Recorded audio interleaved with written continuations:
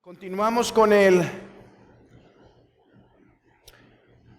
cuarto punto de las doctrinas de la gracia. Cuarto punto de las doctrinas de la gracia. Y aquí, antes de comenzar, vamos a hacer un catequesis. ¿Cuáles puntos? Bueno, vamos a ir atrás. ¿Cuáles son las 5 solas de la Reforma? A ver, ¿quién las recuerda en orden? Las 5 solas de la teología reformada. Sola Escritura, sola gracia, sola fide, solus Christus, soli Deo gloria. Muy bien. ¿Quién recuerda los 5 puntos de las doctrinas de la gracia? Si no los 5, al menos los 3 que ya llevamos. ¿Quién los recuerda? Depravación total, elección incondicional, redención limitada, redención particular, expiación limitada, cualquier nombre es correcto. Hoy vamos a ver lo que es conocido como la gracia irresistible.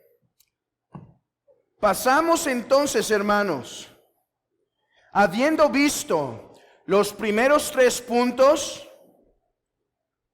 depravación total, elección incondicional y expiación limitada, pasamos de forma natural de la historia salutis al ordo salutis. Déjenme explicar esto. En la teología reformada se ha hecho una distinción entre lo que Dios hizo en la eternidad pasada y en Cristo Jesús. ¿Qué es lo que Dios hizo en la eternidad pasada, hermanos? De nuestra salvación. ¿Qué hizo Dios en la eternidad pasada? ¿Qué? Nos predestinó. Eso ocurrió antes que el mundo fuese. Ok, eso pertenece a la historia salutis. Ok, ¿qué hizo Cristo en la tierra? Hizo una redención particular. Eso también pertenece a la historia salutis, ¿ok? O sea, esos son eventos que ocurrieron antes que nosotros experimentáramos la salvación, ¿no es verdad? Eso ocurrió antes que nosotros experimentáramos la salvación. Nuestra conversión, la regeneración, la gracia irresistible que hablaremos el día de hoy, ¿son cosas que pasan en la historia de la salvación?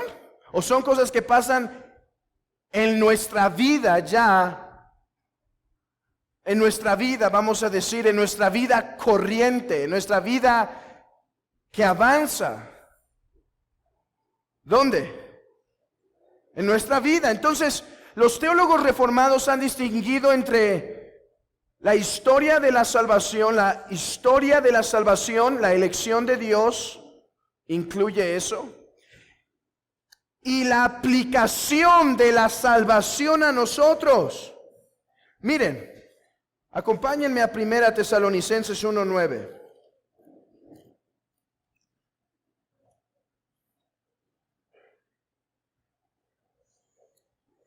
Primera Tesalonicenses 1:9.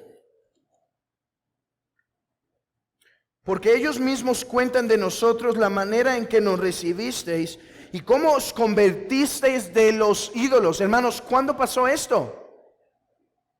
En la vida de estos hombres. Esto pasó en la historia del mundo. Esto pasó, hubo un cambio en estos hombres. Antes estaban entregados a los ídolos, pasó algo Y entonces ahora abandonaron los ídolos. Lo que hemos visto hasta ahorita, la elección y la expiación, son cosas que Dios ya ha hecho. Pero la gracia irresistible pone esas cosas en nuestra vida. Yo sé que a lo mejor todavía no está quedando muy claro. Déjeme dar un ejemplo. Imagínense que un hombre paga en un supermercado, da un cheque ilimitado. Entonces le dice a un hombre pobre que encontró en la calle: todo lo que quieras dentro de ese supermercado está pagado. Hermanos, está hecho, ya está hecho, está pagado. El problema es que al hombre que está hablando es ciego, es mudo y no se puede comunicar.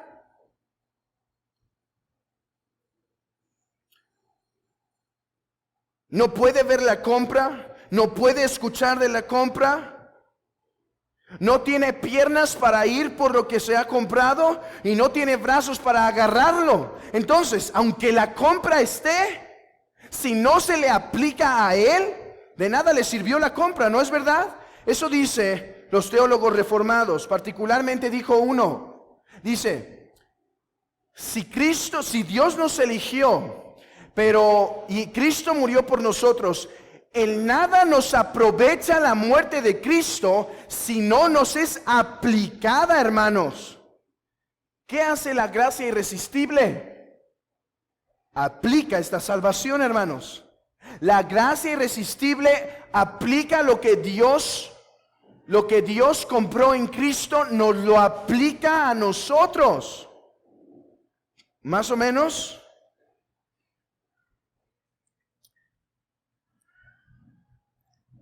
Así como este hombre que recibió una noticia que no escuchó, que no vio, que no puede tomar, así nosotros como pecadores, nuestra salvación no concluye cuando Dios nos eligió en la eternidad. Nuestra salvación tampoco concluye con la muerte de Cristo. Ahora, esto es necesario, pero no concluye ahí. Concluye cuando podemos tomar esa salvación. Concluye cuando podemos abrazar esa obra. La pregunta es, ¿cómo pasa esto, hermanos? ¿Cómo pasa un momento en nuestras vidas que estamos escuchando de la muerte de Cristo y no pasa nada en nosotros, y de repente queremos la muerte de Cristo? De repente la muerte de Cristo es valiosa. ¿Qué pasó ahí? ¿Cómo es que en un tiempo no estábamos en Cristo y ahora estamos en Cristo? ¿Qué ocurre? Eso es lo que vamos a ver hoy, lo que se llama la gracia irresistible. Pero antes de ver esta respuesta a este tema, debemos indagar, debemos demostrar cómo dicen los arminianos que la muerte de Cristo nos es aplicada. En el encabezado 3, artículo 4 de las opiniones de los remonstrantes, se establece la forma en la cual la salvación se aplica. De hecho, si quieren profundizar más en este tema, hermanos, hay un libro que se llama Redención Consumada y Redención Aplicada. La redención consumada es lo que Cristo completó. La redención aplicada es lo que el Espíritu nos aplica. Pero ¿qué dicen los arminianos de esto? Escuchen. La voluntad del hombre en un estado o en un lapso, o sea, a partir de la caída y antes del llamado de Dios, antes del llamamiento de Dios, no posee la capacidad y la libertad de querer cualquier bien. ¿Estamos de acuerdo con eso? ¿Qué opinan? Dice, no, antes en un estado caído, el corazón no quiere una salvación. Dice, no posee la capacidad y la libertad de querer cualquier bien que sea de una naturaleza salvífica. Por tanto, negamos que la libertad de querer tanto lo que es saludablemente bueno como lo que es malo esté presente en la voluntad humana en algún estado o condición. Hermanos, lo que está diciendo este punto del arminianismo es que el hombre está muerto y que no puede elegir lo salvífico, no puede querer lo salvífico. Pregunta, ¿estamos de acuerdo con eso? Sí, claro. Miren, el hombre no tiene por sí mismo y de sí mismo la fe salvadora, y ni la tiene por los poderes de su propio y libre albedrío. ¡Wow! En su estado de pecado, él es incapaz de sí y por sí mismo de pensar, querer o hacer algo que sea bueno. Nada que sea saludablemente bueno, tal como primeramente es la fe salvífica. Hermanos, dice este punto del arminianismo que el hombre no desea, que el hombre no puede, que el hombre no quiere, que el hombre no entiende. ¿Estamos de acuerdo con eso? Claro. Según esta posición, el hombre no puede hacer nada para salvarse. Lo acabamos de leer, ¿no? Entonces, ¿cómo se completa? Entonces, ¿cómo se aplica? ¿Cómo se aplica esta oferta gratuita? ¿Cómo vamos a recibirla si no podemos porque estamos muertos? ¿Cómo podemos obedecer el llamado de Dios al evangelio si naturalmente solo desobedecemos a Dios? Hermanos, con la primera respuesta de los arminianos estamos de acuerdo. No pueden, están en pecado. Aquí es, y espero que vean su contradicción.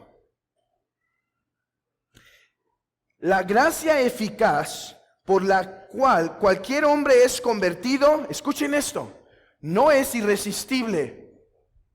A ver, hermano, amigo arminiano, me estás diciendo que el hombre no puede salvarse, pero me estás diciendo que la gracia del Señor no es irresistible, o sea, ¿es resistible? Mi pregunta entonces es, ¿cómo se salvan? Si el hombre no puede y la gracia de Dios es resistible, ¿cómo se salvan? Aunque Dios influencie la voluntad del hombre por su palabra y por operación interna de su espíritu, conduciéndole la capacidad de creer o poder espiritual que realmente lo hace creer, sin embargo el hombre es capaz de despreciar, de rechazar esa gracia y no creer, por tanto, perecer en su propia culpa. A ver, el hombre no se puede salvar, pero la gracia de Dios puede ser resistida. Entonces, ¿cómo se salvan los hombres? ¿Cuál es la diferencia entre uno que se salvó y uno que no se salvó? Que uno resistió la gracia y el otro no la resistió. Esa es la diferencia.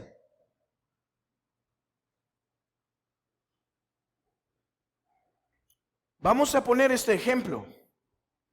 ¿Cómo ven los arminianos la salvación? Imaginen que hay un campo seco, y que en el campo hay una semilla. Una semilla está regada esa por todos lados. Entonces el hombre riega todos los días ese campo seco. ¿Saben? Donde empieza a brotar un poco de verde, el jardinero va a ir a regar ahí, solamente ahí. Si no ve acá, no puede hacer nada. Aquí es donde vio la gracia. Vean esto. Los arminianos creen que Dios da la gracia a todos los hombres. Dios da la gracia a todos los hombres. Pero los que aprovechan bien la gracia, o sea, Dios da un poco, y si la aprovecha bien, Dios le da más. Y si la aprovecha bien, Dios le da más gracia. Entonces, así ese hombre se podrá convertir. Pero Dios no es que lo jale irresistiblemente, simplemente permite su libre albedrío y simplemente da gracia. Y si responde, da más. Y si responde, da más. Y entonces se puede convertir.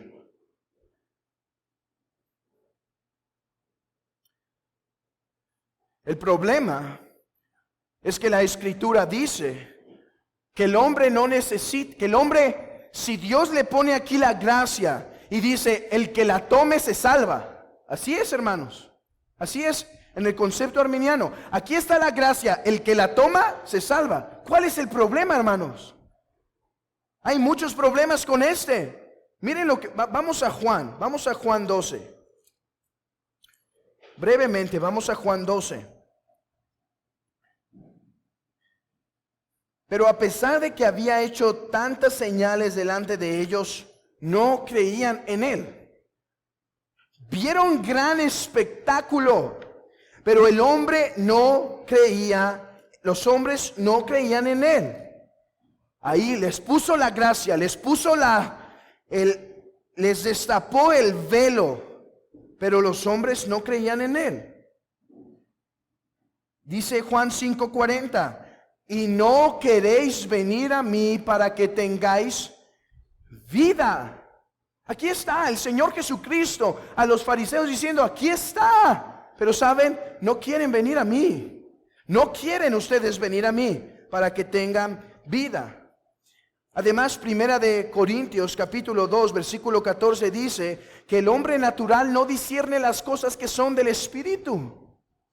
Hermanos, el hombre necesita más más que abrirle la bandeja del platillo de la gracia. El hombre necesita una transformación. El hombre necesita un cambio.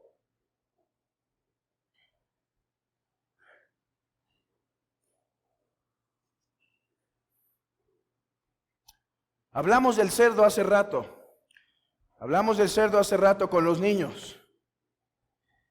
Y dijimos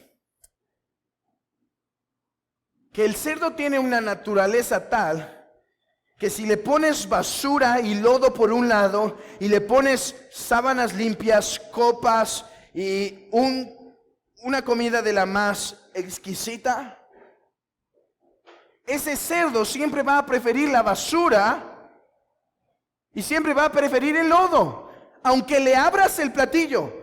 Aunque se lo muestres en una bonita presentación. Hermanos, los hombres necesitan más que escuchar de la gracia. Los hombres necesitan ser arrastrados. Arrastrados. Hemos dicho esto anteriormente. Algunos piensan que los hombres simplemente necesitan escuchar el mensaje, abrirle el telón. Entonces algunos van y abren el telón. ¿Saben qué ven? No quieren creer. ¿Por qué? Porque no solo necesitan que se abra el telón. Necesitan ojos, están ciegos, no ven la gracia. Así es como los arminianos piensan. ¿Por qué digo que hay una contradicción, hermanos? Porque por un lado dicen que los hombres están muertos y no pueden elegir para salvación, y por otro lado dicen que la diferencia entre el que se salva y el que se pierde es que uno sí eligió bien y el otro no. Nadie fue arrastrado, solo uno sí eligió bien y el otro no. ¿Pueden ver la contradicción? ¿Pueden ver? Espero que se pueda estar viendo el error. Dicen, todos están muertos en pecados, nadie puede hacer nada para su salvación, nadie puede elegir, nadie puede pensar. ¿Cuál es la diferencia entonces entre el que se salva y se pierde? Que uno eligió bien. Hay una contradicción, ahí hay una contradicción. Entonces, ¿cuál es la postura bíblica de cómo es que se nos aplica la salvación? Aquí está la respuesta. Gracia irresistible. Gracia irresistible, hermanos. Aquí está la respuesta. Soberano Espíritu Santo que nos arrastra. Ahí está la respuesta. Ahora, vamos a comenzar por quitar las confusiones que hay alrededor de este término, gracia irresistible. Hermanos, cuando decimos que la gracia irresistible la gracia de Dios es irresistible, no estamos diciendo que no haya una gracia que sí sea resistible. Sí, hay una gracia de Dios que es resistida. Leemos eso en Hechos 7, uno de los textos favoritos de los arminianos, donde Esteban dice, ustedes incircuncisos que resisten la gracia, que resisten al Espíritu Santo. Ahí dicen, ¿ves? Sí se resiste a Dios, sí se puede resistir. Dios siempre va a respetar su libre albedrío. Si no quiere, no lo va a forzar. Hermanos, hay una gracia que desde el principio ha sido resistida. Miren lo que dice uno de los hombres con la mejor teología sistemática, llamado Herman Bavinck. Dice esto: el punto de desacuerdo no es si los humanos continuamente resisten y pueden resistir la gracia de sus corazones. Y pueden resistir la gracia en sus corazones. El punto es si ellos pueden resistir en última instancia, en aquel momento específico donde Dios quiere arrastrarlos. Si esa es la gracia que resiste, si pueden resistir esa gracia. Hermanos, todos los que estamos aquí vivimos un tiempo rechazando la gracia de Dios. Todos. Algunos más tiempo, otros menos tiempo. Pero si tú escuchaste el Evangelio y lo rechazaste y no creíste en la primera instancia, ¿qué hacíamos? Rechazábamos su gracia, rechazábamos su mensaje. Pero entonces, ¿qué hizo que de estar rechazando su gracia ya no la rechazáramos? Que hay una gracia que ha sido llamada la gracia irresistible. Dios llama a todos los hombres. Dios en su gracia llama a todos los hombres. Muchos resisten esa gracia, pero algunos se rinden ante ella. ¿Por qué? Porque hay una gracia que es irresistible. Si la Biblia nos habla de alguna gracia o llamamiento que no es resistible, que no puede ser resistida por el hombre, entonces tenemos el derecho de hablar de tal cosa como la gracia irresistible de Dios. Ahora, si no podemos comprobar que en la Biblia hay tal cosa como un llamamiento eficaz, una gracia irresistible, entonces la salvación no es para nadie. Pero hermanos, hay tal cosa como un llamamiento eficaz. Mediten en Mateo, cuando dice, muchos son los llamados, pocos los escogidos. Muchos resisten la gracia y los que no la resisten, es que esos hombres son más excelentes, aprovecharon bien sus condiciones, aprovecharon bien su vida, entonces Dios les dio más gracia. No, muchos rechazaron la gracia, estos no. ¿Por qué? Porque a estos les fue dada una gracia irresistible. Una gracia irresistible. Acompáñenme a Romanos 8:30.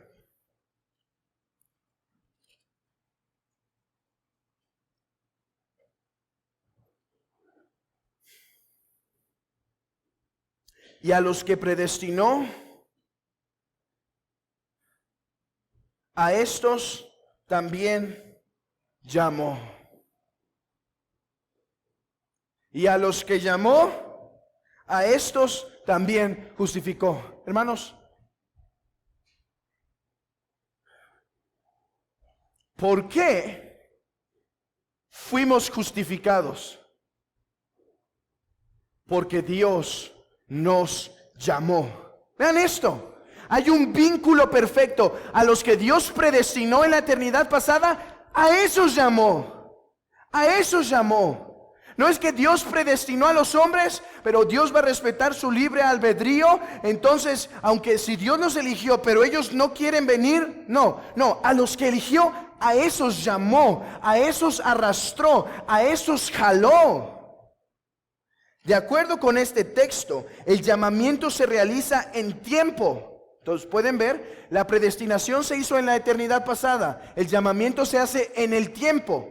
El llamamiento eficaz, o sea, el ser llamados a la salvación y creer en Cristo, ese es el primer fruto de nuestra elección. Acompáñenme a segunda de Pedro 1:10. Segunda de Pedro 1:10. Por lo cual, hermanos, tanto más procurar hacer firme nuestra vocación y elección. La palabra aquí que se traduce por vocación es misma palabra que se debe traducir llamamiento. Entonces, por lo cual, hermanos, tanto más procurad hacer firme vuestro llamamiento y elección, porque haciendo estas cosas no caeréis jamás. Aquí, ¿cuál es el punto? Que hay un llamado, así como ya hay una elección particular, así hay un llamado, hermanos, que no todos reciben. No todos reciben. Esto nos introduce a dos distinciones en la teología reformada. Vayan apuntando porque esto les va a ayudar después a comprender mejor. Ya hemos hablado de historia salutis y ordo salutis. En la teología reformada hay otra distinción, se llama llamamiento general y llamamiento particular. Todos los hombres pueden recibir un llamamiento general. ¿Cuál es? La predicación del evangelio. Pero para algunos este llamamiento general será un llamamiento particular, porque no solo recibirán un llamado de creer en el evangelio, el Espíritu con el poder del Espíritu obrará en esos hombres eficazmente para que crean. Hermanos, el llamamiento de Dios tiene el poder eficaz para crear lo que Dios desea en el corazón del hombre. Esto es fe.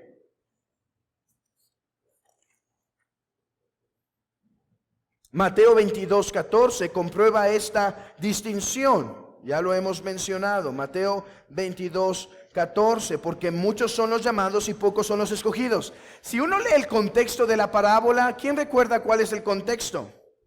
El contexto es que hubo una boda y el Señor, y muchos no fueron a esa boda, hicieron caso omiso. Entonces el Señor dijo: vayan a las calles y fuércenlos a entrar. Muchos son llamados, pocos escogidos.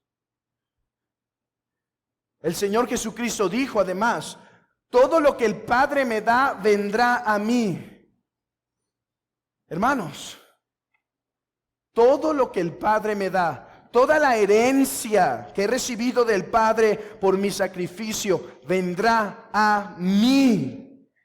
Hermanos, ¿por qué hay personas que no llegan a los pies de Jesús? Porque el Padre no se los dio y por lo tanto el Padre no los llamó. Pero lo que el Padre le dio al Hijo, a esos llamará y a esos irán a Él.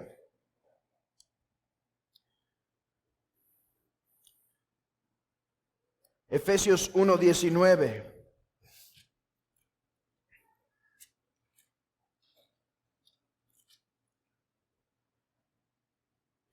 ¿Y cuál la supereminente grandeza de su poder para con nosotros los que creemos? ¿Cuál es mi punto aquí? Dice el texto que aquellos que creímos por el supereminente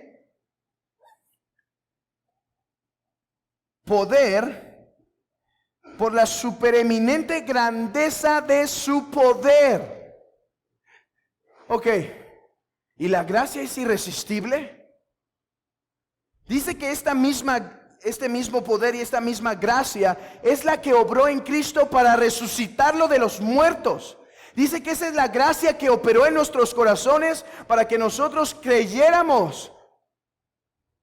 ¿Puede acaso el hombre detener el omnipotente brazo de Dios que por medio de su Espíritu levantó a Cristo de los muertos? ¿Puede acaso decir el hombre: resisto tu poder?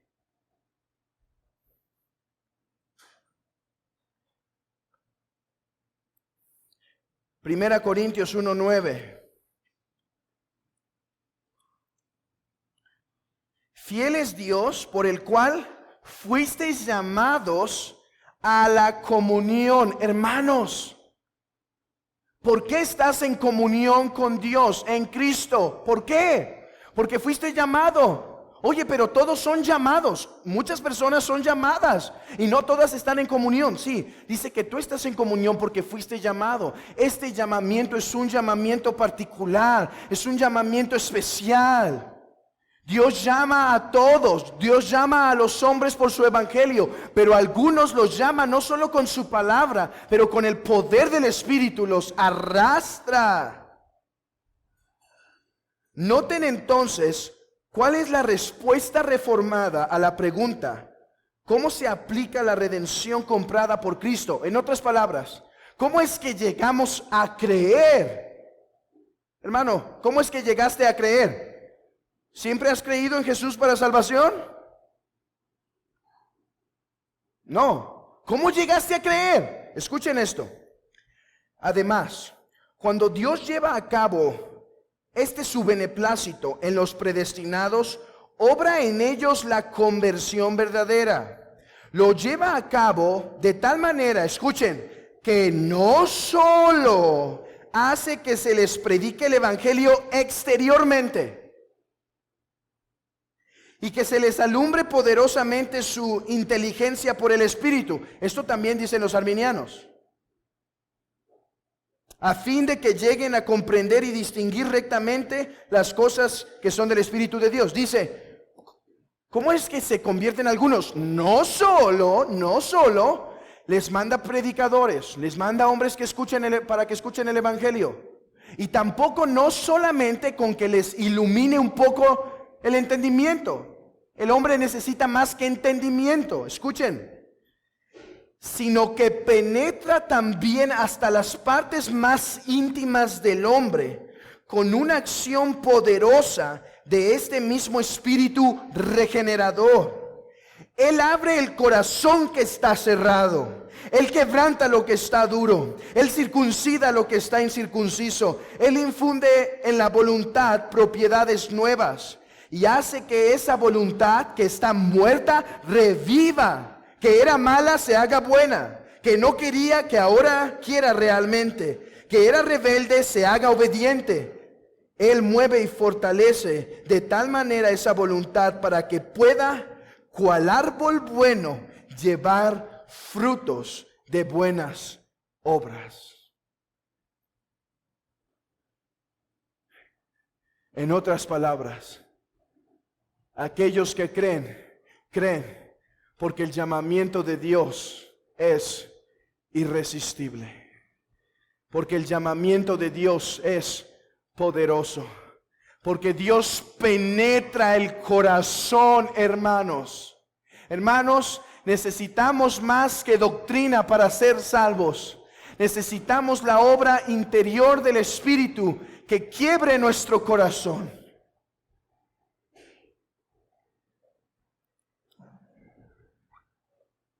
Esto ha sido llamado el llamamiento irresistible. ¿Cuál? Hay un llamamiento a los muchos. Muchos escuchan un llamamiento: arrepentíos y creed en el Evangelio. Pocos se arrepienten. ¿Por qué se arrepienten esos pocos? Porque son llamados irresistiblemente. Ahora, ¿saben cómo nos pintan algunos arminianos? Así. No, es que si tú dices de llamamiento irresistible, es como si alguien aventara una cuerda al hombre y el hombre lo jala y él no quiere, pero es irresistible. Entonces Dios es más fuerte y lo agarra y lo... No, pero él no quiere. No, pero vas a venir. Ok. Eso no es el llamamiento irresistible, hermanos. Eso no es el llamamiento irresistible. ¿Qué es el llamamiento irresistible? El llamamiento irresistible es la obra eficaz de Dios de llamar a un hombre para que voluntariamente se acerque al Señor. El llamamiento irresistible se entiende a la par de lo que es conocido como la regeneración o el nuevo nacimiento. Ahora, hablar de la regeneración y el nuevo nacimiento nos llevó en las predicaciones de Nicodemo, no sé si 4 o 3 sermones. Así que no es necesario que abundemos mucho, solo lo voy a resumir. Los cánones de Dort, así como nuestra confesión, parecen distinguir entre un llamamiento eficaz y la regeneración. Sin embargo, no lo hacen, hermanos, suficientemente claro. De los cánones de Dort ya hay luz, ya hay más luz, pero hemos de recordar que el desarrollo teológico fue dándose con el tiempo.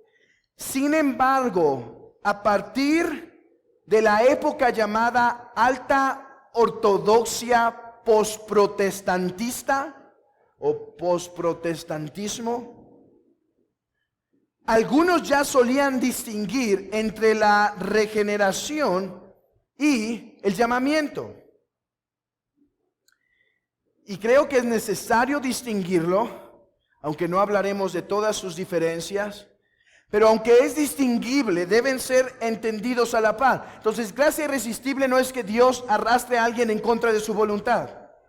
Gracia irresistible es que Dios crea nuevos afectos por su palabra en el hombre para que los hombres vengan voluntariamente. Así que, ¿en qué consiste, hermanos? ¿En qué consiste este nuevo nacimiento?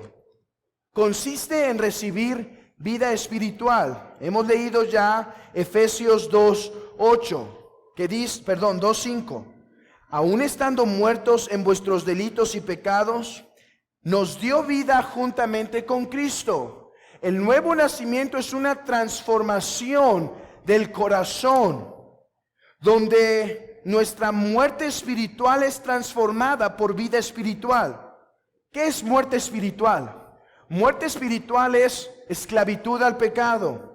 Muerte espiritual es desobediencia a Dios. Muerte espiritual es desinterés por las cosas espirituales. Muerte espiritual implica amar el pecado. Muerte espiritual implica odiar a Dios. Eso es estar muertos. Estar vivos espiritualmente significa odiar el pecado, amar a Dios, querer obedecer a Dios, obedecer a Dios.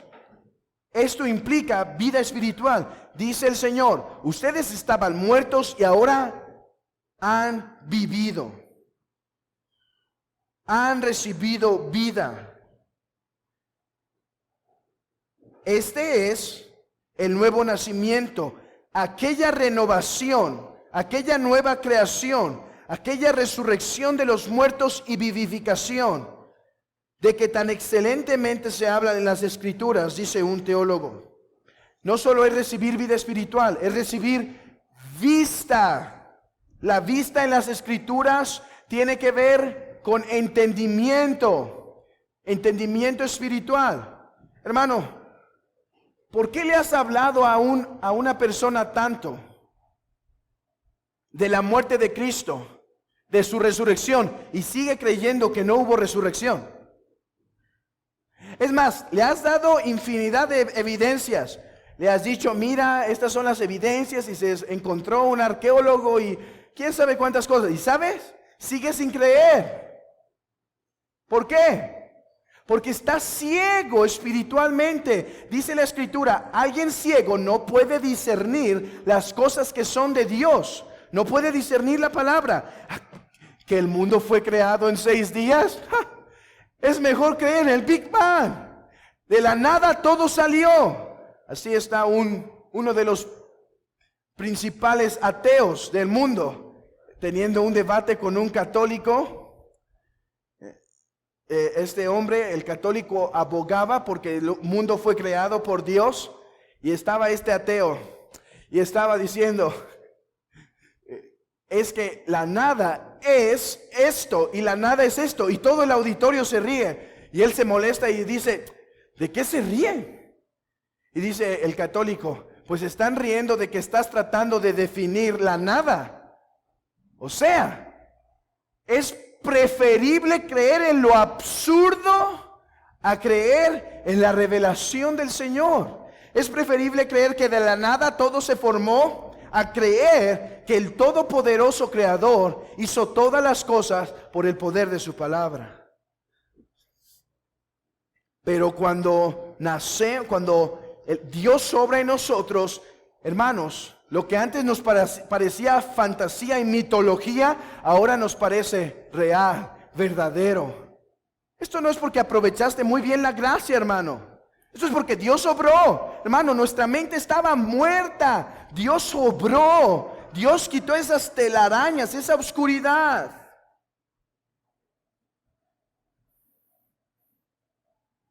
Pero Dios, que mandó que de las tinieblas resplandeciese la luz, es el que ha resplandecido en nuestros corazones por la iluminación del conocimiento de Dios en la faz de Jesucristo.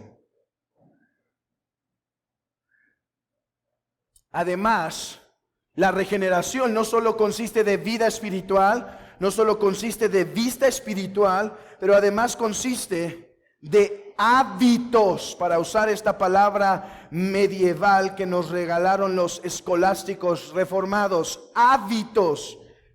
¿Qué es un hábito, hermanos? Es, en la teología, es la capacidad de hacer algo. En la regeneración, el hábito de la fe, la capacidad de creer, se nos dio. La fe y el arrepentimiento. Acompáñenme a Hechos 11. Hechos 11. Hechos 11, 18. Entonces, oídas estas cosas, callaron y glorificaron a Dios, diciendo, de manera que también a los gentiles ha dado Dios arrepentimiento para vida. Hermanos, qué clara es la palabra, ¿no es verdad?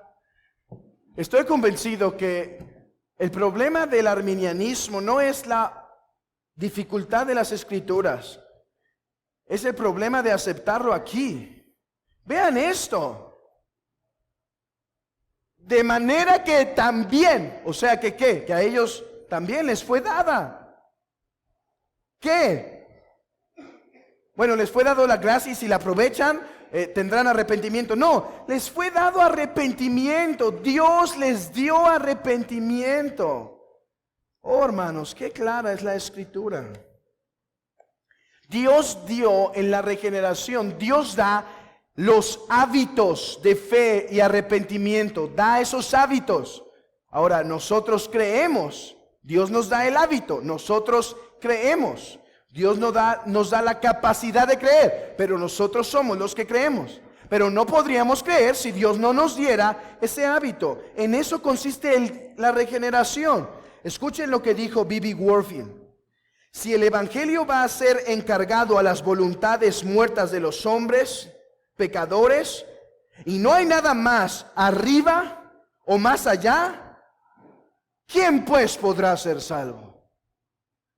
Si Dios dijo, ok, ya hice la salvación, ahora tú tienes la responsabilidad, tú tienes que dar el paso y yo voy a respetar tu libre albedrío. Dice, ¿quién pues podrá ser salvo?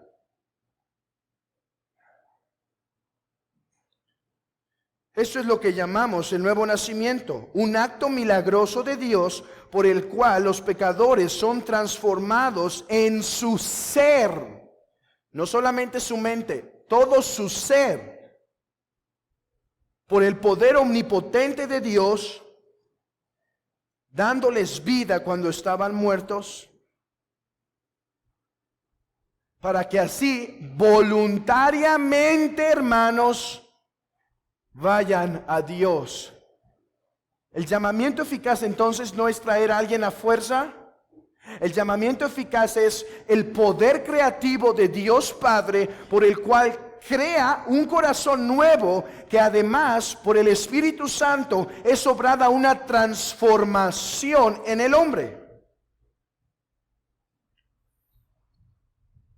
Es una operación totalmente sobrenatural, dice un teólogo, poderosísima y al mismo tiempo suavísima, milagrosa, oculta e inexpresable, la cual, según el testimonio de las Escrituras, estos son los cánones de Dort, inspirada por el autor de esta operación, no es menor ni inferior en su poder que el de la creación o la resurrección de los muertos, de modo que todos aquellos en cuyo corazón obra Dios de esta milagrosa manera, renacen cierta, infalible y eficazmente. Me gustan estas palabras.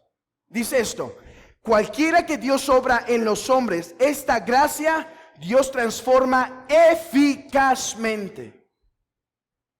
Hermanos, ¿se acuerdan que dijimos que gran problema del arminianismo es la falta de comprender quién es Dios? Esto lo sigue confirmando. Hermanos, ¿va a poder más la voluntad del hombre que la voluntad de Dios?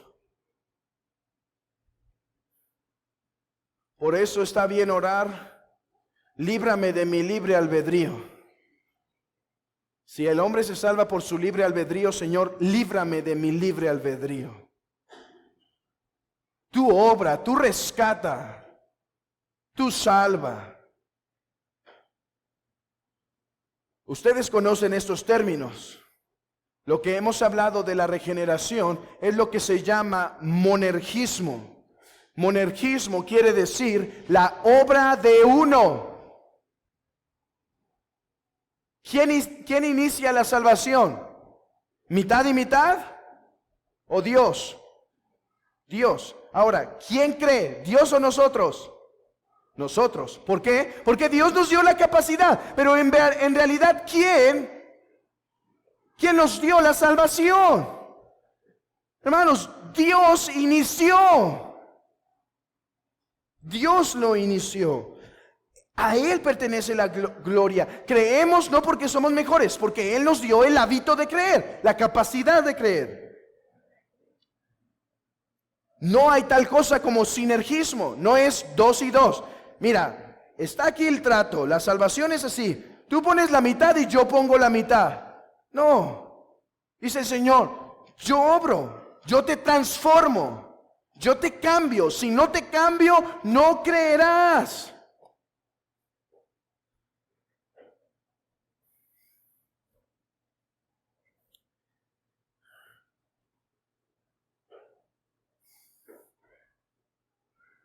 Una objeción es que esto elimina la voluntad del hombre. Pero sin embargo hemos dicho que el llamamiento eficaz no significa que los hombres son arrastrados en contra de su voluntad. Ellos, dice una profecía, tu pueblo se te acercará voluntariamente. Voluntariamente.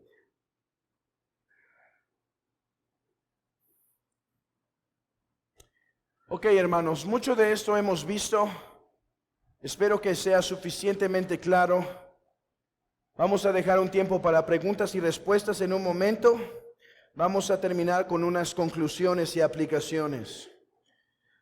A la luz de la elección, la expiación y la regeneración, hermanos, nos damos cuenta que nuestra salvación es trinitaria. Nuestra salvación es trinitaria. ¿Cristo es nuestro Salvador?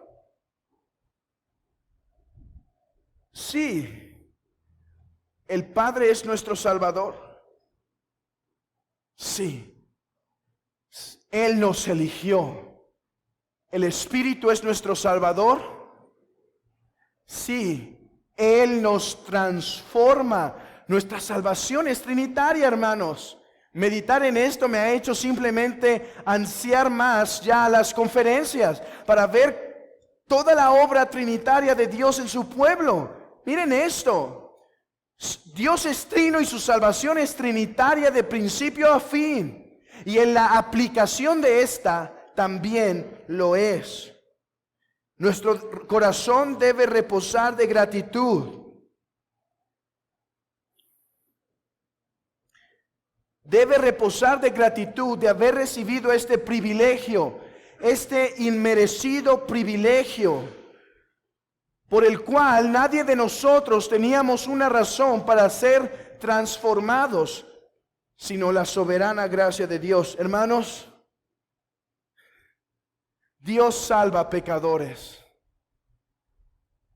Dijo G.I. Packer, ahí se resume toda la teología. Dios salva pecadores. Dios, el soberano, Él es el que lo salva. El hombre no le ayuda. Dios lo salva. Este Dios soberano, este Dios poderoso, ¿salva qué? Pecadores. No hombres con medio pecado, no hombres medios malos, pecadores. Dios salva pecadores. En esto se resume nuestra religión. Dios, el trino Dios, salva pecadores, hermanos, eficazmente. Y esto debe llevarnos más a la oración.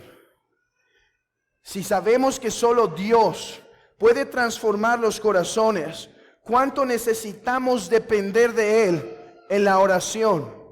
En la oración privada, en la oración congregacional, diciendo: Señor, si no es por tu gracia, el hombre, no salvará. Ahora, un equilibrio. Al enfatizar la obra soberana de Dios, ¿está lloviendo? Al enfatizar la obra soberana de Dios y la operación del Espíritu Santo,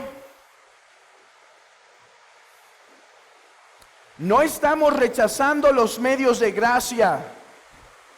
El Espíritu Santo obra soberanamente a través de la predicación de la palabra y los medios de gracia para salvar y para edificar su iglesia. Vamos a terminar aquí.